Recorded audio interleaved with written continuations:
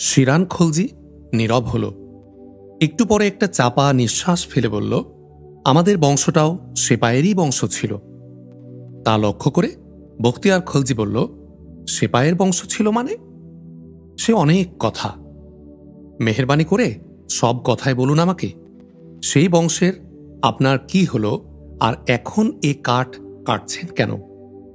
দীর্ঘশ্বাস ফেলে শিরান খলজি বলতে শুরু করল,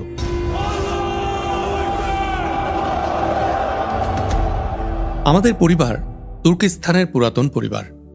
বংশানুক্রমে আমার বাপ দাদুরা সেপাই, অধিকাংশই ফৌজে চাকরি করতেন, আর বাদবাকিরা দেশ বিদেশে ব্যবসা করে বেড়াতেন। মোহাম্মদ ঘুরির হিন্দুস্তান জয়ের আগ থেকে আমার বংশের অনেকে হিন্দুস্তানের এই কুবজগিরিতে ব্যবসা করতে আসতেন।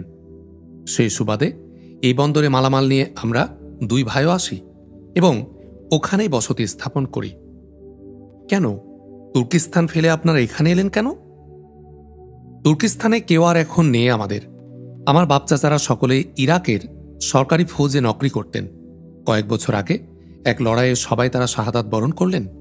আমার দাদু আর আম্মা সেই শোকে পরপর দুজনই ইন্তেকাল করলেন।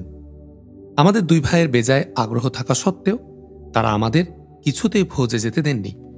তাদের চাপে পড়ে বাধ্য হয়ে আমরা তেজারতিতে আত্মনিয়োগ করি। দাদু আর আম্মাজানের ইন্তেকালের পর সংসারে আমরা কেউ মন বসাতে পারলাম না। তুর্কিস্তান আমাদের কাছে খা খা করতে লাগল। শেষে প্রতিবেশী এক ব্যবসায়ের উৎসাহে তুর্কিস্তানের তামাম কিছু বেচে দিয়ে মালামাল নিয়ে আমরা দুই ভাই সপরিবারে এই হিন্দুস্তানে ব্যবসা করতে আসি আর ওই কুবজগিরিতে বসতি স্থাপন করি। এই পর্যন্ত বলে শিরান খলজি থামল। সে উদাস নেত্রে আসমানের দিকে চেয়ে রইল। বখতিয়ার ফের প্রশ্ন করল, তারপর? ফের শিরান খলজি বলতে শুরু করল, ইতোমধ্যে হিন্দুস্তানে সুলতানে আলা মোহাম্মদ ঘুরির আধিপত্য কায়েম হয়েছে। তার প্রতিনিধি কুতুবুদ্দিন আইবেক এর উপর শাসনভার ন্যস্ত করা হয়েছে। হিন্দুস্তানের এক বিরাট এলাকা তখন মুসলমানদের মুলুক। আমাদের ওই কুবজগিরি এই মুসলমান মুলুকের অন্তর্ভুক্তই ছিল, কিন্তু একেবারেই সীমান্ত এলাকা। তার পাশে হিন্দু রাজ্য। মুসলমানদের হাতে হিন্দুস্তান চলে যাওয়ায় হিন্দুরা স্রেফ নাখুশি নয়, ফৌজের সামনে দাঁড়ানোর হিম্মত না থাকায় মওকা পেলেই নিরীহ লোক মেরে তারা এখন বদলা নিচ্ছে। তারপর কিছুদিন আগে পার্শ্ববর্তী এক হিন্দু রাজার ফৌজ গভীর রাতে অতর্কিতে চড়াও হল এই কুবজগিরির মুসলমান বাসিন্দাদের উপর। তারা মুসলমানদের আদমি, অরাত, বালবাচ্চা সবাইকে নির্বিচারে হত্যা করতে লাগল। তাদের বাড়িঘর জ্বালিয়ে দিয়ে মালপত্র লুট করতে লাগল। আমাদের মাকান ছিল ওই বন্দরের এক কেনারে। হইচই শুনে অন্ধকারে গা ঢাকা দিয়ে আমরা গিয়ে পাশে এক ঝোপের মধ্যে লুকালাম। একটু পরেই হাতিয়ারধারী দুশ্মনেরা এসে আমাদের মালপত্র লুট করে ঘর বাড়ি জ্বালিয়ে দিয়ে গেল। জানে আমরা বেঁচে গেলাম, এইটুকুই যা লাভ। সারা রাত ঝোপের মধ্যে কাটালাম। ফজর রক্তে দেখি ও এলাকার আর মুসলমানের নাম নিশানা নেই। অধিকাংশেরই মরেছে আর বাদ বাকিরা রাতারাতি পালিয়েছে। আশেপাশের হিন্দু রাজা আর জঙ্গি হিন্দুরা এমন ঘটনা আরও অনেক আগে ঘটিয়ে যাচ্ছে এ খবর হামেশাই কানে এসে পড়ছিল। ওখান থেকে সরি সরি করতে করতে এই ঘটনা ঘটে গেল। এখন একেবারে কপর্দকহীন হয়ে ওই বস্তিতে এসে উঠেছি। শুনে বখতিয়ার খলজি বলল, তা এলেন তো এ কাঠ কাটছেন কেন? না কাটলে এতগুলো পেট চলবে কি করে? কেন, এই তো বললেন আপনার বংশের সকলেই সেপাই ছিলেন। আপনাদেরও তো সেপাই হওয়ার খাহেস ছিল। তেজারতি পয়মাল হল সদর গিয়ে সেপাই হবেন। চেহারা তো পুরোদস্তুর ফৌজি লোকের চেহারা, কাঠ কাটবেন কেন? এবার শিরান খলজি হাসল। হেসে সে বলল, ভাই সাহেব, ফৌজি লোক হলেও দেখছি ফৌজে ঢোকার নিয়মকানুন সম্বন্ধে একেবারেই বেখেয়াল। সেপাই হবার পূর্বশর্ত নিজস্ব অশ্ব আর প্রয়োজনীয় হাতিয়ার, এগুলো না থাকলে ফৌজে ঢোকার মৌকা নেই। রুটির সংস্থানই নেই আমাদের, ও সব কিনব কি দিয়ে? ফৌজে ঢোকার পূর্বশর্ত সম্বন্ধে বখতিয়ার যে কতখানি বেখেয়াল তা বখতিয়ার খলজি নিজে আর আল্লাহ তাআলা ছাড়া তৃতীয় কেউ জানে না। ক্ষণিকের জন্য বখতিয়ার খলজি লাজবাব হয়ে গেল। এরপর সে প্রশ্ন করল, ফৌজে ঢোকার খাহেশ আর এখন আছে কি আপনাদের? আছে মানে? জান প্রাণ কোশেশ করছি। কোশেশ করছেন? হ্যাঁ, জান প্রাণ কোশেশ করছি, রুটির পয়সা বাদে ও সবের জন্য দুটো বাড়তি পয়সা রোজগারের। কিন্তু ঘোড়া হাতিয়ার এসব তো আর 2-1 পয়সার ব্যাপার নয়। কাজে কবে যে সে উম্মিদ হাসিল হবে আমাদের, তা ওই একমাত্র আল্লাহ তাআলাই জানেন। শিরান খলজির কণ্ঠস্বর নেমে এলো। বখতিয়ার খলজি বলল, আমি যদি ঘোড়া আর আপনার সেই সাথে তামাম হাতিয়ার দিয়ে আপনাদের, তাহলে জঙ্গি জীবনে নামতে আপনারা রাজি আছেন? শিরান খলজির সঙ্গে সঙ্গে প্রত্যয় আনতে পারল না। সে বখতিয়ারের মুখের দিকে ফ্যালফ্যাল করে চেয়ে রইল। বখতিয়ার এবার তার ইরাদার কথা ব্যাখ্যা করে শোনাল। সে বলল, জঙ্গি জীবন মানে কোনো ফৌজের অধীনে নকরি নয়। যারা আপনার জান মালে হাত দিয়েছে, আমাদের কওমি পতাকার বেইজ্জত সাধনে হরগিজ যারা তৈয়ার, তাদের বিরুদ্ধে স্বাধীনভাবে লড়াই করাই জঙ্গি জীবন। নয়া ফৌজ গড়ে তুলে ফৌজের মালিক হয়ে জিহাদ করার জঙ্গি জীবন। যে জীবনের কামিয়াবির সাথে এক সূত্রে গাথা আছে নিজের, কওমের এবং তাওহীদের বিপুল স্বার্থ। যে জিন্দেগির সামনে আছে নিজের কওমের ও তাওহীদের খেদমতে উল্লেখযোগ্য অবদান রাখার সুপ্রশস্ত মওকা। শুনে শিরান খলজি গম্ভীর কণ্ঠে বলল, সবই তো বুঝলাম ভাই সাহেব, আপনার নিয়ত ইরাদা তামামগুলোই মহৎ আর আকর্ষণীয়, কিন্তু সেটাকে বাস্তবায়িত করার পথ আমাদের কই? পথের চিন্তা আমাদের নয়, ওটা পরওয়ারদিগার দেখবেন। আমাদের কাজ নিয়তের পেছনে তদবির আর জান প্রাণে কোশেশ করা। আমার ছোট্ট একটা আস্তানা আছে, কিছু হাতিয়ার আর গোটা কয়েক অশ্ব আছে। নিজে একটি ফৌজ তৈরির ইরাদায় আমি আগে থেকেই দিনে দিনে জোগাড় করেছি এসব।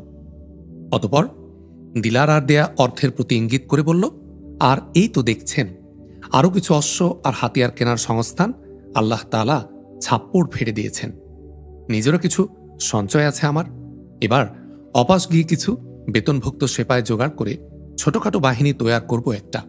ছোট হোক বড় হোক, নিজের একটা বাহিনী থাকলে তার কদর আলাদা। যে কোনো শাসনকর্তার নজরে পড়ার সম্ভাবনা থাকে তখন। আপনারা যদি রাজি থাকেন তাহলে চলে আসুন আমার সাথে। বেতনভুক্ত সেপাই নয়, আমার সহকারী হয়ে কাজ করবেন। শিরান খলজির মুখ মণ্ডল রোশনাই হয়ে উঠল। বলল, রাজি মানে? মওকা থাকলে আজই আপনার সঙ্গ নিতাম, কিন্তু আমাদের পরিবারবর্গ মানে 2 ভাইয়ের বউ বাচ্চা, এতে দিন গুজরানের মতো একটা সংস্থান না করে দিয়ে যায় কি করে বলুন? বখতিয়ার খলজি বলল, এ কি বলছেন? আপনারা আমার সঙ্গী হলে আপনাদের পরিবারবর্গ জুতা থাকবে কেন? তখন সবাই আমরা এক পরিবার। আমি একদম একা। বরং আপনাদের বালবাচ্চা আর আমার ভাবি সাহেবানরা সঙ্গে থাকলে সুন্দর একটা পারিবারিক জীবনও পাবো আমি। শিরান খলজি এতটা আশা করতে পারেনি। সে সঙ্গে সঙ্গে রাজি হল, স্থির হল। অতপর খরচ নিয়ে তাদের কারো মাথা ঘামাতে হবে না। খরচাদি ও তাই দায়িত্ব তামাম বখতিয়ারের। সে রাত্রিটা শিরান খলজির আস্তানায় গিয়ে কাটিয়ে পরের দিন শিরান খলজি, আহম্মদ খলজি ও তাদের বিবি বাচ্চাদের নিয়ে বখতিয়ার খলজি রওনা হল। বাদাউনে এসে শহরের বাইরে তার অস্থায়ী আস্তানাতে শিরান খলজিদের রেখে বখতিয়ার খলজি বাদাউনের শাসনকর্তা মালিক হিজবর উদ্দিনের দরবারে গিয়ে হাজির হল। চাকরি করার উন্মিদে নয়, চাকরির জিনজির ছিন্ন করার উন্মিদ তখন দিলে তার দপদপে। দেওয়ান সাহেবের মাকানে বখতিয়ার খলজির বিপুল সমাদরের কথা বাদাউনের শাসনকর্তা অনেক আগেই শুনেছিলেন। মালিকের চেয়ে নফরের কদর উপরতলার অধিক। মালিকের জন্য এটা কোনো খোশ পয়গাম নয়, তার জন্যে এটা একটা অপ্রীতিকর বার্তা। নফরকে খুশি রেখে মালিককে চলতে হবে, অন্যথায় উপরতলা গরম হয়ে ওঠার সমূহ সম্ভাবনা। এ অবস্থা মালিকের জন্য অত্যন্ত নাজুক। ফলে বখতিয়ার খলজি অফাস এসে 2-4টে মামুলি কথার পর যখন ইস্তফাপত্র দাখিল করার আরজ পেশ করল, তখন বহিঃপ্রকাশ না ঘটলেও মালিক হিজবর মনে মনে অত্যন্ত প্রীত হলেন। লৌকিকতার খাতিরে কিছুটা আমতা আমতা করে তিনি স্রেফ ইস্তফায় কবুল করে নিলেন না, বিদায়ী ইনাম স্বরূপ একটা ভালো অঙ্কের নগদ অর্থ দান করে বখতিয়ারের সম্প্রীতি ও তার সংস্রব থেকে নিষ্কৃতি একসাথে খরিদ করলেন। আস্তানায় অফাস এসে বখতিয়ার খলজি অতপর দল গুছানোর কাজে আত্মনিয়োগ করল। কয়েকদিন নানা স্থানে একটানা ঘুরে ঘুরে কয়েকজন জানবাজ ও ইমানদার নওজোয়ান সে বেছে বেছে তালাশ করে আনল। এই নওজোয়ানদের প্রত্যেকেই প্রতিশ্রুতিশীল তরুণ, কিন্তু এরা এতিম, অসহায়। আত্মপ্রকাশের মওকা আর অবলম্বনের অভাবে এরা পথে প্রান্তরে পড়েছিল। বখতিয়ার এদের পরখ করে কুড়িয়ে আনলেন। কাজ আর আশ্রয় পেয়ে এরা যার পর নেয় খুশি হল এবং বখতিয়ারের প্রতি কৃতজ্ঞতায় আপ্লুত হয়ে গেল। এদের নিয়ে বখতিয়ার তার নয়া জিন্দেগির দ্বারোদ্ঘাটনে ব্রতী হল। আস্তানায় নিয়ে এসে সেপাই হিসাবে এদের সকাল সন্ধ্যা সর্বক্ষণ তালিম দিতে লাগল। শিরান খলজি, আহম্মদ খলজি এই দুই ভাইকে বখতিয়ার ঘোড়সাওয়ারি, তীরন্দাজি, নেজাবাজি, ঢাল তলোয়ার পর্যন্ত লড়াইয়ের সর্ববিধ কায়দা কৌশল একাগ্রতার সাথে শিক্ষা দিতে লাগল। এরাও বিশেষ করে শিরান খলজি এ শিক্ষা অতি দ্রুত ও নিষ্ঠার সাথে গ্রহণ করতে লাগল। এছাড়া অনুগত ও নির্ভরশীল সহকারী হিসেবেও শিরান খলজি বখতিয়ারকে প্রতিটি কাজে সাহস দিয়ে, বুদ্ধি দিয়ে সর্বতভাবে সহায়তা করতে লাগল। তদবিরকারীর তকদির আল্লাহ তাআলাই প্রসন্ন করেন। তার নিজ সঞ্চয়ের সাথে দিলারা আর মালিক হিজবরের অর্থ এসে যুক্ত হওয়ায় প্রাথমিক ব্যয় সংকুলান নিয়ে বখতিয়ারকে আদৌ কোনো বেগ পেতে হল না। অস্থায়ী আস্থানায় কিছু কাল কেটে গেল। এরপর বখতিয়ার একদিন শিরান খলজিকে বলল, ভাই সাহেব, এখানকার ছাউনি এবার তুলতে হয় আমাদের। কারণটা আন্দাজ করতে না পেরে শিরান খলজি বখতিয়ারের মুখের দিকে চেয়ে রইল। বখতিয়ার ফের বলল, বুঝলেন না, এটা মালিক হিজবরের মাটি, আমার আপনার নয়। একজনের মাটিতে অন্যজনের ফৌজি আঞ্জাম, মাটির মালিক সইবেন কেন? শিরান খলজি কিছুটা উৎকণ্ঠার সাথে বলল, বখতিয়ার বলল, আমাদের এই ফৌজি তৎপরতার কথা অনেকখানি জানাজানি হয়ে গেছে। মালিক হিজবরের কানে পৌঁছলে সঙ্গে সঙ্গে ফৌজ আসবে আমাদের উচ্ছেদে। বুঝতে পেরে শিরান খলজি বলল, ঠিক ঠিক, বিলকুল হক কথা, এটা উনি অবশ্যই সইবেন না। কিন্তু কিন্তু কি, আমরা এখন তাহলে? বখতিয়ার খলজি হেসে বলল, ভাই সাহেব, এ দুনিয়ার তামাম মাটি উপরওয়ালা ওই একজনের। দুনিয়ার মানুষ এ মাটিতে দখলই সত্যবান। যে মাটিতে ওই একজন ছাড়া দুনিয়ার কোনো ব্যক্তিরই দখল গিয়ে বর্তায়নি, বা বর্তালেও নিতান্তই মামুলি, নিতান্তই গৌণ, এমন একটা মাটিতে গিয়ে ছাউনি গাড়তে হবে আমাদের। শিরান খলজি সমর্থন দিয়ে বলল, খুবই যুক্তিযুক্ত কথা, সত্যি আমাদের এমন জায়গায় চাই। চলুন আরো পূব দিকে এগোই আমরা। পশ্চিম দিকে তো দেখে এলাম, নসিব যদি আল্লাহর মর্জি খোলে আমাদের, তাহলে সে সম্ভাবনা পূর্ব দিকেই অধিক। আর পথ চলতে শুরু করলে এ মুলুকে এমন জায়গার অভাব তেমন হবে না। না আপনার কি মনে হয়? ঠিক ঠিক, চলুন আজকালের মধ্যেই। এখানে আমরা এত লোক এইভাবে বসে থাকলে শিগগিরই অর্থ সংকটে পড়ব আমরা। এ কয়টা অর্থ ফুরিয়ে যেতে কতক্ষণ? উপার্জনের জন্যও তো ভিন্ন আস্থানা চায় আমাদের। অবশ্যই আমাদের এই দলকে কাজে লাগিয়ে কে কবে জমি জিরাত দেবে তার ঠিক ঠিকানা কি? তার আগে উপার্জনের ব্যবস্থা একটা অবশ্যই চাই আমাদের, আস্তানাও চায় একটা। আর কেউ জমি জিরাত দিলেও তো তার অধীনে মাথা গুজে দীর্ঘদিন থাকাটা আখেরি নিয়ত নয় আমাদের। আমাদের আখেরি নিয়ত স্বাধীনভাবে মাথা তুলে নিজের পায়ে সোজা হয়ে দাঁড়ানো, আর সেক্ষেত্রে অনিশ্চিতের সাথে আমাদের পাঞ্জা লড়তেই হবে। শিরান খলজি মজবুত কণ্ঠে বলল, আলবত। পরের দিনে উঠে গেল ছাউনি। পথ চলতে শুরু করল বখতিয়ারের কাফেলা। 10-12 জন পুরুষ, 2-3 জন মহিলা আর 4-5টা বাল বাচ্চার প্রাণবন্ত কাফেলা। যদিও এরা ভাসমান, যাযাবরবৎ, ঠিকানাবিহীন জিন্দেগি যদিও সকলের, তবু দুর্বার এক উৎসাহ এদের আদমি, অরাত, বাল বাচ্চা সবার দিলে বিদ্যমান। সামনে এদের অন্ধকার, ভবিষ্যৎ অনিশ্চিত। তা নিয়ে পেরেশান এরা এক ব্যক্তিও নয়। এদের অতীতে কিছু ছিল না, বর্তমানের শূন্যতা তাই নতুন কিছু নৈরাশ্য এদের মাঝে আনেনি, বরং সম্ভাবনাময় ভবিষ্যতের সোনালী ইশারা নবজীবনের দুর্বার এক জোয়ার জাগিয়ে দিয়েছে এদের চরপড়া চিরশুষ্ক হৃদয়ের নদীতে। এগিয়ে চলল কাফেলা। যেখানে রাত সেখানেই কাত।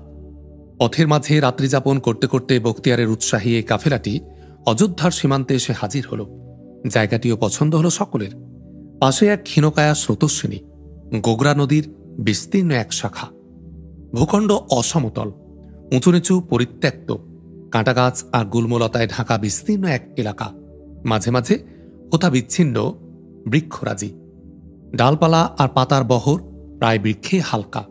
লোকবসতি নিবিড় নয়। নদীর ধার বেয়ে বেয়ে কাঙ্গাল, গরিব, ছিন্নমূল আর বিত্তহীনদের বাস। সদর থেকে বহু দূরে অযোধ্যা মুলুকেরই একটা প্রান্ত এলাকা। এটা প্রশাসনের নজর এখানে কালে ভদ্রে পড়ে। বন্ধ হলো পথ চলা। খোঁজ খবর জেনে নিয়ে ওখানে ওই নদীরই ধারে এসে বখতিয়ারের কাফেলাটি ছাউনি গেড়ে বসল। আপাতত তাঁবু গাঁড়ল। অতপর অচিরে বৃক্ষরাজি, ডালপালা আর খড়বনের সমন্বয়ে পরপরা কয়েকটা চালা উঠল মজবুত। পুনরায় শুরু হলো মহড়া। আয় উপায়ের চিন্তাভাবনার সাথে সাথে বখতিয়ার তার সঙ্গীদের জোরদারভাবে রণবিদ্যায় তালিম দিতে লাগল। দিন কয়েক পরে খবর নিয়ে জানা গেল এই নদীর ৩-৪ ক্রোশ পূর্ব দিকে এক মস্ত বড় নদী বন্দর আছে। হরেক রকম ব্যবসা বাণিজ্য, কায় কারবার আর প্রচুর কেনাবেচা চলে সেখানে। এই ক্ষীণকায় স্রোতস্বিনীর বুক পেয়ে অনেক বড় বড় নৌকার বহর মাল নিয়ে বড় নদীতে যায়। ভাড়াটিয়া পাহারাদারদের দলপথে তাদের পাহারা দিয়ে নিয়ে গিয়ে প্রচুর পয়সা কামাই করে। এ খবরে বখতিয়ার খলজি চাঙ্গা হয়ে উঠল। সঠিক খবর সংগ্রহ করার ইরাদায় সে সঙ্গে সঙ্গে শিরান খলজির সাথে আর দুজনকে অশ্ব দিয়ে পাঠিয়ে দিল বন্দরে। অপাস এসে যে পয়গাম পেশ করল তারা, তাতে উপার্জনের সহজতম পথ একটা তাদের সামনে উন্মুক্ত হয়ে গেল। ঘটনা সত্য। ভাড়াটিয়া পাহারাদারদের বেজায় চাহিদা বন্দরে। হর হপ্তার বিশেষ বিশেষ দিনে এ চাহিদা চরম আকার ধারণ করে। এই বন্দর থেকে মাল কিনে ব্যবসায়ীরা ছোট ছোট নৌকা যোগে ছোট নদী বেয়ে মালগুলি বড় নদীতে নিয়ে যায়। পথ অনেক লম্বা, জনশূন্য ও দুর্গম। লুটেরা আর রাহাজানরা হামলা করে মওকা পেলেই তাই বন্দর থেকে খুঁজে খুঁজে পাহারাদার জোগাড় করে বেড়াতে হয় ব্যবসায়ীদের। এসব লোক আদৌ কোনো জঙ্গি লোক নয়। হাটবাজারের মামুলি মুটে মজদুর ভবঘুরে। অধিক পয়সার লোভে এরা পাহারাদার সাজে, কিন্তু হামলা হলে প্রতিরোধ করার তেমন কোনো তাকত এদের হাতে থাকে না। ফলে পাহারাদার থাকতেও বেশ কয়েকবার লুট হয়েছে মালামাল। পাহারাদার না থাকলে হামেশায় হামলা করে রাহাজানরা, আর থাকলে তারা খামোশ থাকে অনেকটা। এই কারণেই নৌকার সাথে রাখতে হয় পাহারাদার। তা তারা যত অকর্মণ্যই হোক। শিরান খলজি জানালো, সশস্ত্র জঙ্গি লোক পাহারা কাজে পেলে 2 গুণ পয়সাও খরচ করতে ব্যবসায়ীরা হারওয়াক তৈয়ার। অত্যন্ত খোঁজ খবর। আস্তানার হেফাজতে 2-3 জনকে রেখে তারা অনায়াসে এই পাহারার কাজ করতে পারে। একটা মোটামুটি হিসেব করে বখতিয়ার খলজি দেখল, হপ্তায় 2 দিন এই পাহারাদারের কাজ করলে সেই পয়সায় সবার তাদের 2 হপ্তার তামাম খরচের সুব্যবস্থা হয়ে যায়। কাজের দিন বৃদ্ধি করলে সেপাই সংখ্যা বৃদ্ধি করার মৌকাও তার হয় একটা। কাজেই আর কথা কি, সাব্যস্ত হল 2 দিন পরেই হপ্তার সে বিশেষ দিনের একটা দিন। ওই দিনই তারা পাহারাদারের কাজ করতে বন্দরে গিয়ে হাজির হবে। একটা দিন কেটে গেল, কিন্তু পরের দিন কাটলেও তাদের জন্য কাটল না। যে স্রোতস্বিনীর তীরে বসতি স্থাপন করেছে তারা, সেই স্রোতস্বিনীর ক্রোশখানেক পশ্চিমে স্রোতস্বিনীর 2 পাড়ে পরপর কয়েকটা ছোট ছোট হিন্দু রাজ্য। অন্য কথায় এই স্রোতস্বিনী ক্রোশখানেক পশ্চিমে গিয়ে হিন্দু মুলুকে ঢুকেছে। অযোধ্যার এই সীমান্ত এলাকার বাসিন্দার অধিকাংশই মুসলমান। অযোধ্যা দিল্লি সালতানাতের অধীনস্থ মুসলমানদের মুলুক। অযোধ্যা দখল করে দিল্লির ফৌজ অপাস গেছে।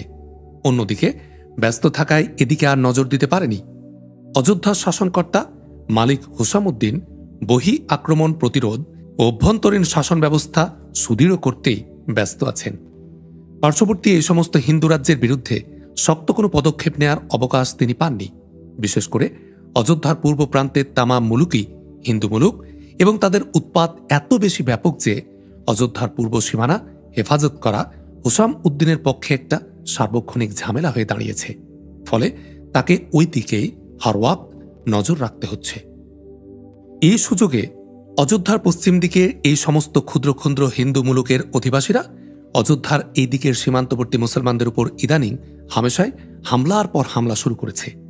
ওদিকে মুসলমানদের আদৌ কোনো হেফাজতের ব্যবস্থাদি না থাকায় ফৌজ ছাড়াও হিন্দু মুলুকের মামুলি বাসিন্দারা পর্যন্ত দল বেঁধে কখনো বা নদী পেরিয়ে এসে এই সীমান্তের মুসলমানদের তামাম কিছু লুট করছে, ঘরবাড়ি জ্বালিয়ে দিচ্ছে এবং সামনে পেলে মুসলমানদের হত্যা করতেও পিছপা কেউ হচ্ছে না। সম্পদ লাভের চেয়ে আক্রোশ চরিতার্থই মূল লক্ষ্য এদের, এবং এই এলাকা থেকে মুসলমানদের হুকুমত উৎখাত করার ইরাদায় দিলে এদের জোরদার। হিন্দু মুলুকের এই সমস্ত বেসামরিক হামলাকারীদের সাথে 2-4 জন সেপাই এসে যোগ দিলে হামলাকারীদের হামলা সেদিন ভয়ঙ্কর আকার ধারণ করে। মালিক হুসামুদ্দিনের দরবারে এ পয়গাম অহরহ পেশ করা হচ্ছে, কিন্তু প্রশাসনের নজর এদিকে পড়ছে না। এ যাবৎ এই হিন্দু মুলুকের হামলা বখতিয়ার খলজির আস্তানা থেকে কয়েক ক্রোশ উত্তর দিকে সীমাবদ্ধ ছিল। এবার সেই হামলা এসে বখতিয়ার খলজির একদম পার্শ্ববর্তী বসতির উপর পড়ল। কয়েকজন সেপাই এবার সাথে থাকায় হিন্দু মুলুকের উচ্ছৃঙ্খল জনগণ মার মার কাট কাট রবে এসে বখতিয়ারের পার্শ্ববর্তী মুসলমানদের বসতিটা তছনছ করতে লাগল। পরের দিন ভাড়াটিয়া পাহারাদারদের কাজে যাওয়ার ইরাদায় বখতিয়ার তার দলবল নিয়ে আস্তানাতে বসে আনুষঙ্গিক কথাবার্তা বলছিল। এমন সময় কানে এলো প্রচণ্ড হইচই ও বিপুল আহাজারি। ঘটনাটা আন্দাজ করার চেষ্টা করতে এক বৃদ্ধ লোক ছুটে এলো বখতিয়ার খলজির আস্তানায়। সে হুমড়ি খেয়ে পড়ে গিয়ে হাওমাও করে বলল, হুজুর বাঁচান, আমার বাল বাচ্চাদের বাঁচান। বখতিয়ার খলজি সদল বলে সচকিত হয়ে উঠল, বলল, বাঁচান মানে কি হয়েছে? জবাবে বৃদ্ধ লোকটি বলল, হামলা করেছে, হামলা। হামলা? জি হুজুর, পার্শ্ববর্তী হিন্দু মুলুকের লোকেরা আমাদের উপর হামলা করেছে। আমাদের ঘরবাড়ি জ্বালিয়ে দিয়ে তামাম কিছু লুট করে নিয়ে যাচ্ছে। সামনে যাকে পাচ্ছে তাকেই তারা কতল করছে। আমার বাল বাচ্চারা বাড়ির মধ্যে আটকা পড়েছে, তারা পালিয়ে আসার মৌকা পায়নি। আমার বাল বাচ্চাদের বাঁচান হুজুর। বখতিয়ার ফের প্রশ্ন করল, হিন্দু মুলুকের লোকেরা হামলা করেছে মানে? হিন্দু মুলুকের ফৌজ? না হুজুর, ফৌজিক লোকও ৮-১০ জন আছে ঠিকই, তবে তামামি তারা ওই হিন্দু মুলুকের গ্রামবাসী হিন্দু, প্রায় ১০০-এর কাছে লোক, সবার হাতে লাঠি। লাফিয়ে উঠল শিরান খলজি। তার পূর্ব বেদনা টনটন করে উঠল। সে স্বগর্জনে বলল, তবে রে, এ বেটারা পেয়েছে কি? বখতিয়ার খলজি হুঙ্কার দিয়ে বলল, ভাই সব ইন্তেহাম, এ আমাদের পয়লা পরীক্ষা। এ পরীক্ষায় কামিয়াবি আখেরি কামিয়াবি। নারায়ে তাকবীর। সঙ্গে সঙ্গে আওয়াজ উঠল, আল্লাহু আকবার। অশ্বের পিঠে লাফিয়ে উঠল বখতিয়ার খলজি, শিরান খলজি, আহমদ খলজি ও তাদের আরও কয়েকজন সহচর। অন্যেরা সব ঢাল তলোয়ার ও বল্লম হাতে ছুটল। একেবারে আকস্মাৎ এ অতর্কিত হামলা। বখতিয়ার তার দলবল নিয়ে ঝাঁপিয়ে পড়ল হামলাকারীদের উপর। প্রতিরোধ বলে কোনো কিছুই এ অঞ্চলে নেই জেনে হিন্দু মুলুকের সেপাইরা এক একজন এক এক দিকে জনতার সাথে খোঁজ দিলে লুটতরাজে রত ছিল। ফলে বখতিয়ারের প্রচণ্ড এই হামলায় তারা দিশেহারা হয়ে ইতস্তত ছুটাছুটি করতে লাগল। একত্রিত হওয়ার আর মৌকায় তারা পেল না। রণবিদ্যায় অশিক্ষিত হামলাকারী জনতা বখতিয়ার আর তার সঙ্গীদের সুতীক্ষ্ণ তলোয়ারের মুখে একের পর এক লুটিয়ে পড়তে লাগল। লাশের পর লাশ পড়ে দেখতে দেখতে এলাকাটা বিস্তীর্ণ এক বধ্যভূমির আকার ধারণ করল। হঠাৎ উন্মত্ত বাঘের মুখে পড়ার মতো আতঙ্কগ্রস্ত হয়ে হামলাকারী হিন্দুরা প্রাণ ভয়ে ইতস্তত পালিয়ে যাওয়ার কোশেশ করল। কিন্তু অশ্বারোহী বখতিয়ার আর তার অশ্বারোহী সঙ্গীরা তলোয়ার হাতে অশ্ব হাঁকিয়ে তাদেরকে কতল করতে লাগল এবং অশ্ব দিয়ে ঘিরে ধরে অবশিষ্ট সবাইকে তাড়িয়ে তাড়িয়ে নদীর দিকে নিয়ে চলল। দিশেহারা দুশ্মনেরা পলায়নের পথ না পেয়ে দল বেঁধে সকলেই নদীর মধ্যে ঝাঁপিয়ে পড়ল এবং বখতিয়ারের সেপাইদের নেজা বল্লম আর তলোয়ারের বেপরোয়া ঘায়ে নদীর পানি লাল বর্ণ ধারণ করল। বখতিয়ারের তলোয়ার ঊর্ধ্ব মুখে উঠল। সে বিজয় গর্বে পুনরায় আওয়াজ দিল, নারায়ে তাকবীর। সঙ্গীরা তার জবাব দিল, আল্লাহু আকবার। ঠিক সেই মুহূর্তে তিনটি হাত তালি সহকারে বখতিয়ারের পেছন থেকে হঠাৎ আওয়াজ এলো, সাব্বাস। অশ্বের লাগাম টেনে বখতিয়ার খলজি বিদ্যুৎ বেগে পেছন দিকে অশ্বের মুখ ঘোরালো। তারপর সামনের দিকে চেয়ে এসে স্তম্ভিত হয়ে গেল। তার একদম সামনে হস্তিপৃষ্ঠে উপবিষ্ট এক গুরুগম্ভীর শাহী ব্যক্তি, পেছনে তার ফৌজ। বখতিয়ার ঘোড়ার মুখ ঘোরাতেই সেই শাহী ব্যক্তি ফের বললেন, সাব্বাস বাহাদুর। এই শাহী ব্যক্তি অযোধ্যার শাসনকর্তা মালিক হুসামউদ্দিন। পয়গামের পর পয়গাম পেয়ে খোদ মালিক হুসামউদ্দিন সশয়নে বেরিয়ে এসেছেন অযোধ্যার এই সীমান্তের হামেশায় আক্রান্ত সে এলাকাটির পরিদর্শনে। পাশ দিয়েই যাচ্ছিলেন। হইচই শুনতে পেয়ে তিনি এই দিকে ধাবিত হন। এই নদীর তীরে এসে যখন পৌঁছেন তখন বখতিয়ার তার সঙ্গী সাথে নিয়ে হামলাকারী দুশ্মনের পানিতে নামিয়ে দিয়েছে। হাতির পিঠে বসে বসে মালিক হুসামউদ্দিন তাজ্জব হয়ে বখতিয়ারের এই বাহাদুরি অবলোকন করছিলেন। সেই ফাঁকে উপস্থিত লোকজনদের কাছে তিনি ঘটনার খবর জেনে নিলেন। সেই সাথে জানলেন যে বখতিয়ার নামের এই ছোটখাটো লোকটি এই দলের সর্দার। সাব্বাস বলে খোশ আমদেদ জানিয়ে অযোধ্যার শাসনকর্তা মালিক হুসামউদ্দিন হাত ইশারায় বখতিয়ারকে কাছে ডাকলেন। বিস্মিত বখতিয়ার কাছে এগিয়ে আসতেই মালিক হুসামউদ্দিন নিজ পরিচয় জ্ঞাপন করে বখতিয়ারকে প্রশ্ন করলেন, জনাবের নাম? অযোধ্যার খোদ শাসনকর্তা তার সামনে উপস্থিত। আনন্দ বিস্ময়ে বিহবল বখতিয়ার তাজিমের সাথে সালাম জানিয়ে বিনীত কণ্ঠে জবাব দিল, গোলামের নাম ইখতিয়ার উদ্দিন মোহাম্মদ বিন বখতিয়ার খলজি। মাকান আপাতত ওই যে সামনেই, মানে এখান থেকে অল্প একটু দূরে। আপনি এদের দলপতি? জি, আমি এদের দোস্ত। আপনার সঠিক পরিচয়? দেবার মতো তেমন কোনো পরিচয় আমার নেই জনাব। তবু তো পরিচয় একটা দিতেই হয় মানুষকে। বিনীত কণ্ঠে এবং অল্প কথায় বখতিয়ার তার নিজের এবং দলের সকলের ইতিবৃত্ত তুলে ধরে মালিক হুসামুদ্দিনকে জানাল যে কওম ও তাওহীদের খেদমতে নিবেদিত সে একজন ভবঘুরে মানুষ। অন্যায় ও জুলুমের বিরুদ্ধে হাতিয়ার হাতে দাঁড়ানোই তার আপাতত কাজ। তার সঙ্গীরা সকলেই বাহাদুর ও বিশ্বস্ত, কিন্তু সে নিজে ও তার সঙ্গীরা সকলে এখন ভাসমান। তাদের কোনো নিজস্ব মকান পরিচয় নেই। শুনে মালিক হুসামুদ্দিন সাহেব আরও অধিক তাজ্জব বনে গেলেন। সেই সাথে তিনি সোচ করে দেখলেন, এই রকম জানবাজ আর অসীম সাহসী নওজোয়ানি এখন চাই তার। অযোধ্যার পূর্ব প্রান্তে এই অস্থিরতার পাহারায় এ লোকটাকে নিয়ে গিয়ে বসিয়ে দিলে অনেকটা নিশ্চিন্ত হওয়া যায়। আর না হোক সাহসিকতার সাথে সে তার দল নিয়ে ওদিকের ওই দুশ্মনদের গতিবিধি লক্ষ্য করতে পারবে এবং যথাসময়ে খবরাদি সরবরাহ করতে পারবে। ভেবে নিয়ে মালিক হুসামুদ্দিন সহৃদয়ে বললেন, আমি যদি আপনাকে আপনার দল নিয়ে আমার কোনো কাজে লাগাতে চাই, আপনি কি রাজি হবেন? বখতিয়ার খলজি বিনম্র কণ্ঠে বলল, মেহেরবানি করে কাজের ধরনটা যদি। হুসামুদ্দিন বললেন, ফৌজের কাজ। আমার এই অযোধ্যার পূর্ব দিকের সীমানা পাহারার কাজ। বখতিয়ারের দিল খুশিতে ফুলে উঠল। মনের ভাব গোপন করে বখতিয়ার খলজি বলল, জনাব যদি মনে করেন আমার দ্বারা তা সম্ভব, তাহলে আমি আমার দল নিয়ে আমার উপর অর্পিত দায়িত্ব ইমানের সাথে পালন করার কোশেশ করব। মালিক হুসামুদ্দিন প্রত্যয়ের সাথে বললেন, আমি তা মনে করি, আর স্রেফ আপনার দলের এই কয়জনই নয়, আরও অধিক সঙ্গী সাথে নিয়ে যাতে করে খোঁজ দিলে আপনি আপনার দায়িত্ব পালন করতে পারেন, সেজন্য আপনাকে ব্যয় সংকুলনের নিমিত্তে ওই এলাকায় উপযুক্ত ভূখণ্ড দান করব। আনন্দ ও কৃতজ্ঞতায় বিগলিত হয়ে বখতিয়ার খলজি বলল, জাহাপনা দরাজ দিল, আমি রাজি। হুসামুদ্দিন খুশি হলেন, বললেন, বহুত আচ্ছা। আপনি তাহলে আপনার দল নিয়ে সিধা অযোধ্যার সদর মাকানে রওনা হন। আমি এই এলাকার আরও একটু উত্তর দিকে যাব। ওখানকার অবস্থানটা নিজের চোখে দেখে জলদি জলদি ওয়াপাস আসব। কথা মতোই কাজ হল। বখতিয়ার তার দল নিয়ে অযোধ্যায় হাজির হল। মালিক হুসামুদ্দিন তার গন্তব্য পথে যাবার আগে বখতিয়ারের আরও কিছু খোঁজ খবর স্থানীয় অধিবাসীদের নিকট থেকে সংগ্রহ করলেন। তারা বিশেষ কিছু সরবরাহ করতে না পারলেও যা তিনি পেলেন তাতে বুঝলেন বখতিয়ার খলজি স্রেফ জানবাজি নয়, সত্যবাদীও বটে। পরিদর্শন খতম করে যথাসময়ে অযোধ্যার মালিক হুসামুদ্দিন অযোধ্যায় ফিরে এলেন। এরপর অযোধ্যার পূর্ব সীমান্তে অবস্থিত ভগবত ও ভিউলি নামক দুইটি পরগনার জায়গিরদারি দিয়ে তিনি বখতিয়ারকে এই সীমান্তের সীমান্তরক্ষীর কাজে নিয়োজিত করলেন।